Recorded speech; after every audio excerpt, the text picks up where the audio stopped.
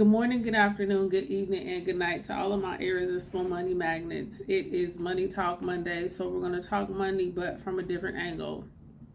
We're going to talk money from more of a planning aspect. Um, it's going to be different, but I just need you to stick with me. We'll get through it together. Tonight, we're going to talk about wills and burial insurance because I didn't pop up on you last week, so I'm going to give you a 2-for-1. But I promise you, I still won't be before you very long. Now, a will is basically a legal document that tells people what you want to happen to your belongings when your spiritual essence, your spirit, whatever is encased inside of this shell, leaves this shell and it no longer works. It tells people what you want to happen to your belongings that you've left behind, right? Now, you might think to yourself, I don't need a will. But chances are, if you own something that comes with a certificate to show its worth, or you have a deed or a title from a city, a state, or agency, or a federal agency, chances are you do need a will. For example, in the line of work that I'm in, I've had to deal with client issues and I've also had to deal with my own family issues. And when it comes down to stuff being left behind without a say so, what happens to it, people can get real petty.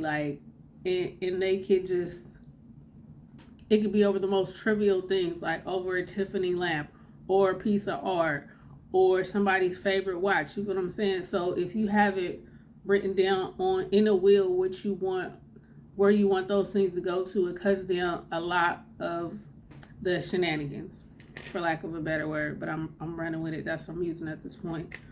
Now, when it comes to writing a will, you do need to figure out what.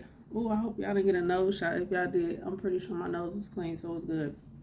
But back to what I was saying. If you do, what you do need to figure out is what your state requires for your will to be valid. But what I do know is that your will doesn't have to be elaborate. It could be straight to the point, as to say, I want A, B, and C to go to X, Y, and Z. You feel what I'm saying? It could be very straight to the point. But what is not a valid will is you getting a piece of paper and writing will and testament on the top of it and just writing down all your stuff and who you want it to go to. And I'm pretty sure all 50 other states, they at least want some witness to say, yes, this person wrote this out on this day at this time. I mean, at the very least, they probably gonna want that notarized. But like I said, do your due diligence and figure out what your state requires for a will to be valid. You don't believe me? Ask Aretha Franklin family. She had 4 different wills. All of them was handwritten. None of them were valid, right? Prince didn't have a will, so his estate sat in probate for several months before the court could figure out and decide, okay, who's the next of kin, who's the closest to him, who's all of this estate stuff gonna go to, right? So, like I said before, if you don't have but only one thing that's worth something, like if all you have is a car, I need you to have a will. And they're not very expensive. Like you can check LegalZoom, you can find a paralegal, or you can contact an attorney.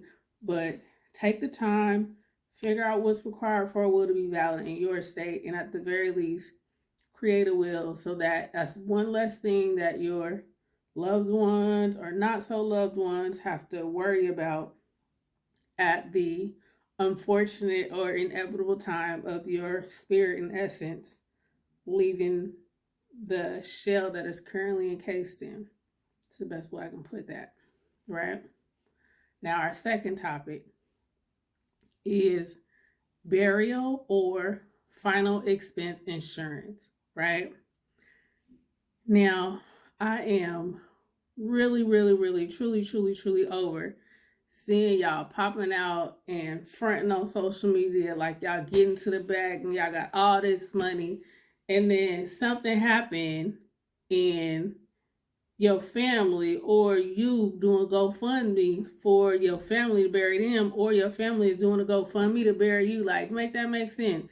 If you getting it and you get into the bag, you should be able to bury your people. Or if you getting it and getting into the bag, you should have already have something set up. So if something happened to you, they can bury you. There should be no GoFundMe and Cash App involved. I said what I said. See me about it. But anyway, burial and final expense insurance is fairly inexpensive.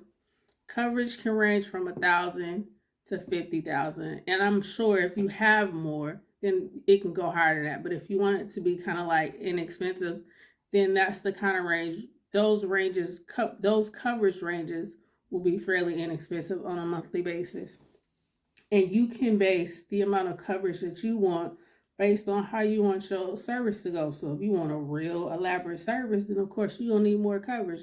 But if you want something basic, like just give me a casket and a burial plot and a small little headstone, then plan accordingly. You know what I mean? And not only can you do that, but you can also talk to funeral homes. Like I'm sure everybody, I feel like in California at least, in every city there's a Sterling or a Morgan Jones or something like that. Go in there and talk to them and ask them how much would the type of service you want cost, so you can start planning for it. You don't want to get burial insurance.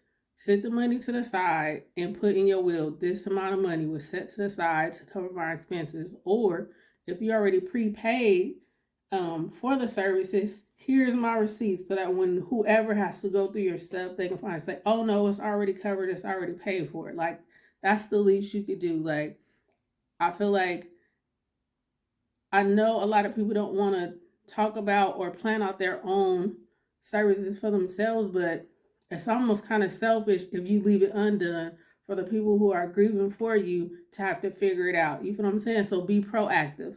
No, you don't want to think about yourself being gone and away from here. But at the same time, the very least you could do is tell your people what you want. Take me, for example. Everybody in my squad know when I leave up out of here, cremate me, right?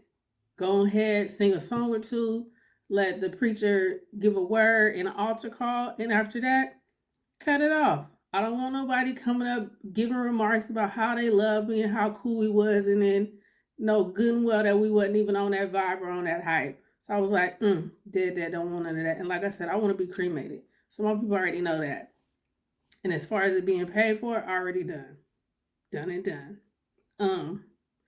Some places or site that you can check to get information on burial or final expense insurance is NerdWallet. NerdWallet, when you put the information in, they'll give you several different sites, and they also give different ratings on the insurance. It's like the Yelp of a whole lot of different things.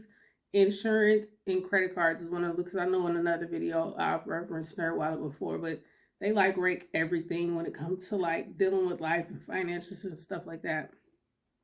Like I said before, if you feel like you don't want to get burial insurance or final expense insurance or whatnot, just set the money to the side and put in the will what the money is set to the side for and how you want things to go. I guess all of this was really to say, like, you plan everything else, you invest your money, you plan. So this is another way of planning. It's just planning what happens after you're gone. And it's taking some of the burden off of your family and friends and whoever will be around when you're not. I hope this was informational.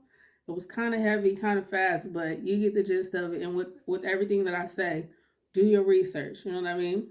At least this way, this will scratch the surface. You know what I mean? Pique your interest a little bit so that you can go and do your own legwork based on your city, your state, or just having a better understanding of it. As always, be good or be good at it. And I'll see y'all in a minute. My ears and small money magnets.